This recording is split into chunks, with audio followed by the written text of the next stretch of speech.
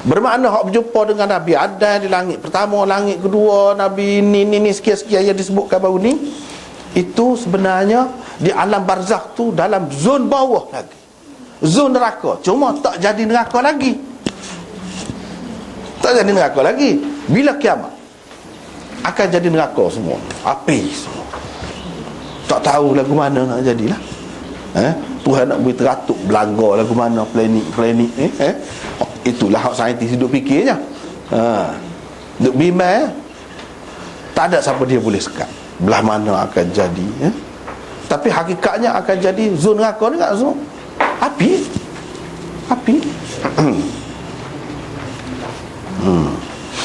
Yang keempat, bahagian akar dan umbinya di langit keenam mengisyaratkan kepada benih dan puncanya yang berada di zon alam bawah, dan bahagian pokoknya yang berada di langit ketujuh mengisyaratkan kepada hasil dan buahnya yang berada di zon alam atas. Sidratul Muntaha yang dilihat oleh Rasulullah sallallahu alaihi wasallam itu adalah simbolik kepada amalan manusia di dunia dan hasil atau pahala yang akan diperolehi mereka di akhirat nanti. Amalan dan kebaikan dibuat manusia semasa berada di dunia atau di alam bawah yang merupakan zon neraka.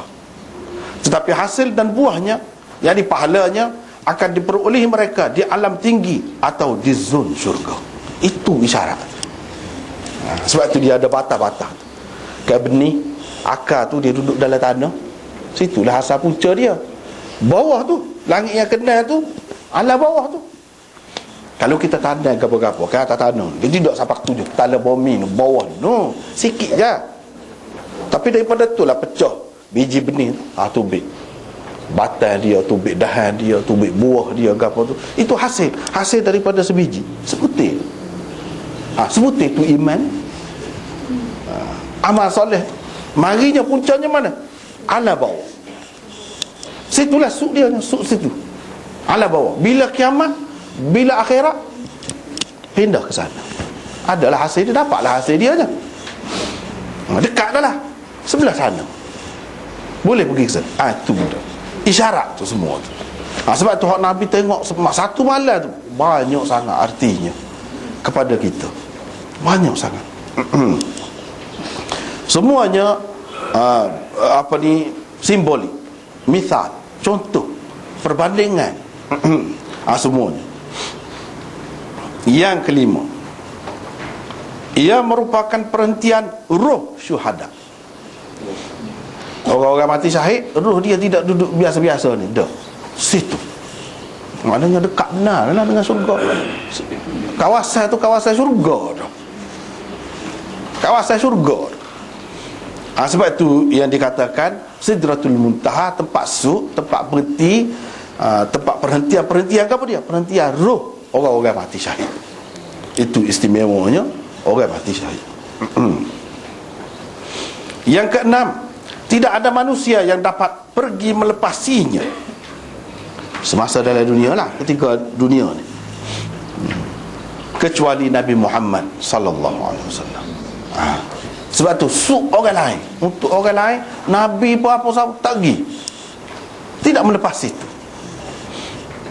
Nabi sallallahu alaihi wasallam sahaja yang melepasi pokok tadi, tara tu kita kata Sidratul Muntaha semasa di dunia ni. Semasa di dunia ni tak ada siapa pun boleh pergi, orang yang hidup dalam dunia ni.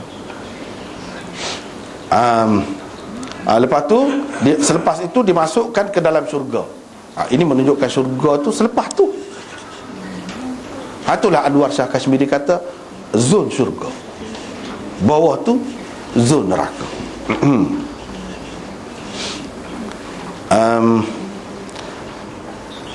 Pokok Sidratul Muntaha, nota 366 tu, pokok Sidratul Muntaha yang berada di langit ketujuh pula adalah penanda kepada permulaan zon syurga.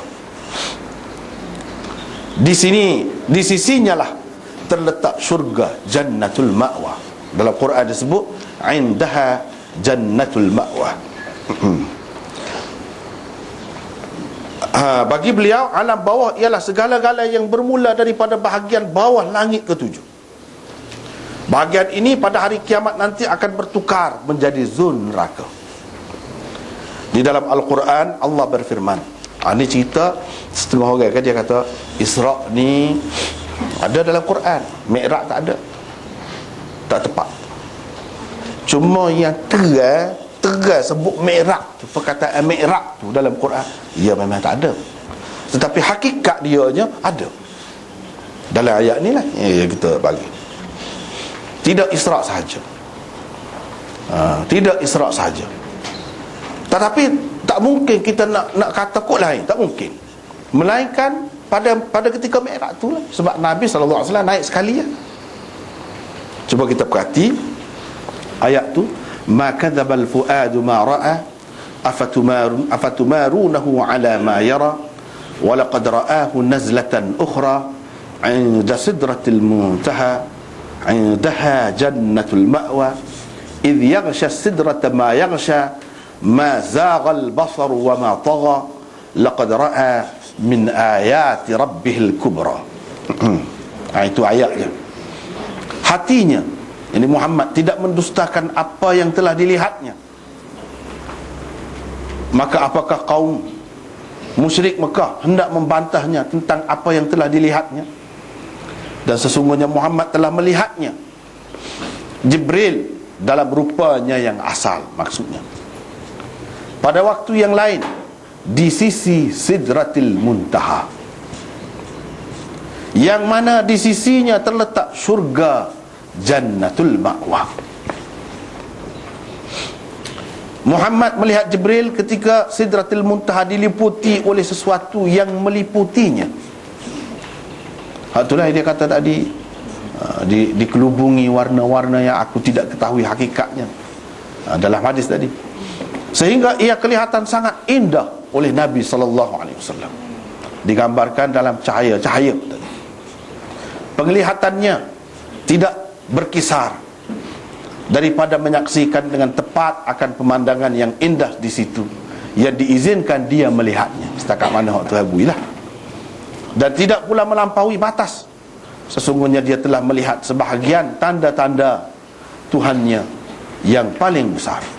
Ini surah An-Najm daripada ayat 11 hingga 18. Berdasarkan hak ni, memang kita tak boleh kata cerita di dalam dunia dah. Sebab Sidratul Muntaha mana? Sudah maklum dah. Sebab kita tengok dalam hadis mana-mana antara, cuma ada beza langit kenal langit yang ketujuh. Tadi Imam Nawawi sudah jamak dah, tak apalah. Tapi atas langit, kalau tak ada Mi'raj macam mana? Lepas tu dekat Sidratul Muntaha itulah syurga Jannatul Ma'wa nya. Dekat tu takkanlah syurga Jannatul Ma'wa tu duduk dalam dunia. Sidratul Muntaha tu kita nak pakai dengan makna dalam dunia. Kalau atas langit yang pertama pun tidak tu. Sebab Sidratul Muntaha duduk atas langit yang ketujuh. Atas langit yang ketujuh.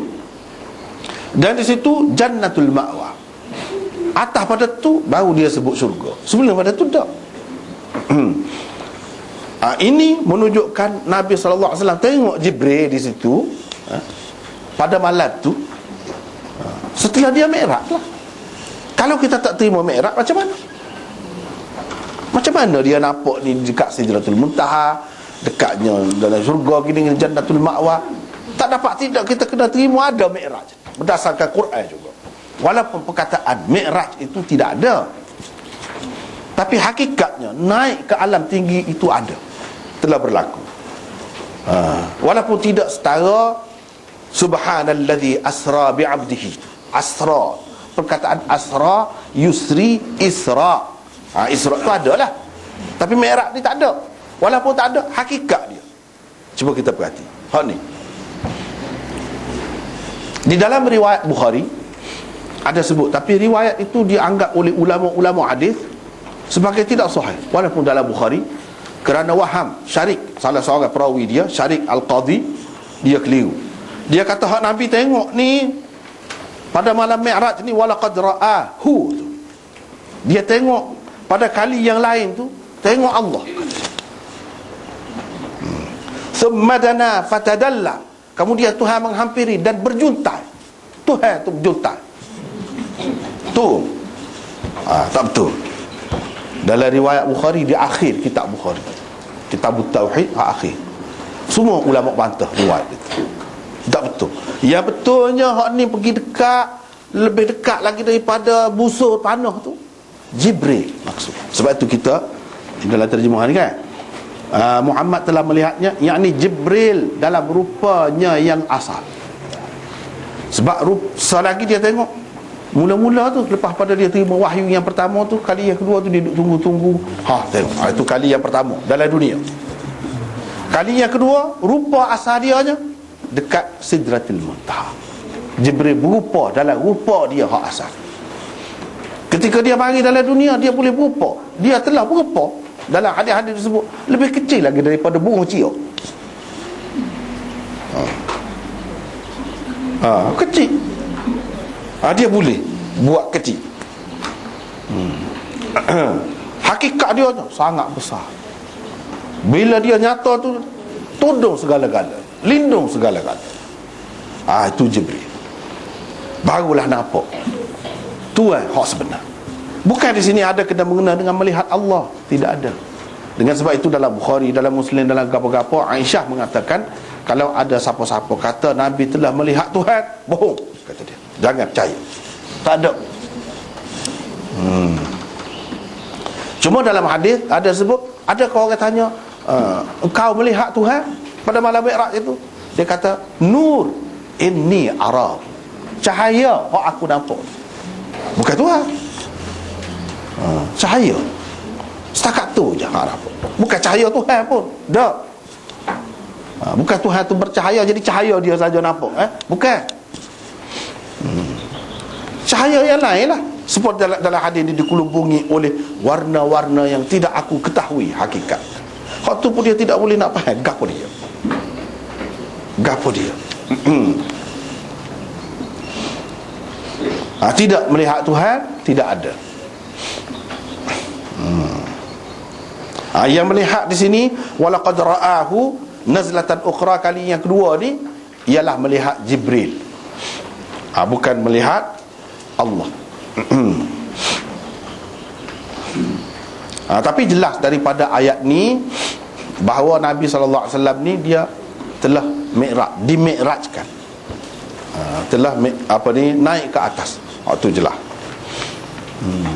Dia di kalangan orang Islam ni macam-macam adanya. Bukan setakat hak menafikan mi'raj, hak menafikan Isra pun ada. Punca dianya, dia tidak terima mukjizat tu. Dia panggil puak-puak aqlaniyin, terlalu guna akal. Tabi'iyin, puak-puak naturalis. Dia tak saya terima mukjizat ni. Dia tak boleh terima mukjizat. Segala-gala mukjizat Nabi kita, ke mukjizat lain-lain, Nabi-Nabi lain, semua dia takwil belaka. Semua dia takwil belaka. Inilah fahaman Mu'tazilah sebenarnya. Kalau zaman dulu Mu'tazilah lah. Zaman kemudian ramah juga berpendapat, tetapi tidaklah seperti ramah ni, jumhur orang Islam ni tidak. Kalau di India ada, kalau di Mesir pun ada. Di Mesir ramahlah juga, macam Taha Hussein ke apa, semua tu tak saya terima. Kalau di India, Sir Syed Ahmad Khan, sahur tu orang sahur, dia pun tak terima juga mukjizat. Tak terima. Itulah puncanya. Pasal dia tak nampak ni. Padahal seperti baru ni kita sudah bincang dah, benda ni tak ada pelik pun, terutama kepada orang zaman sekarang. Tak ada pelik. Dia cuba takwil. Dia kata misalnya kan, Nabi Musa tu dia belah laut. Bukan belah laut kata dia, tapi Nabi Musa tu Tuhan beri ilmu falak yang sangat tinggi kata dia, sehingga dia tahu tepat masa pasal surut ke apa tu kan. Dia bawa umat dia tu kan lari daripada tentera Fir'aun tu. Lari daripada tentera Fir'aun tu, kejar tu, dia begitu dia lari tu tepat pada masa dia. Jadi pukul tu sebenarnya isyarat saja. Masa tu memang masa surut. Surut tu surut sungguh lah. Bila dia lepas ke sebelah sana,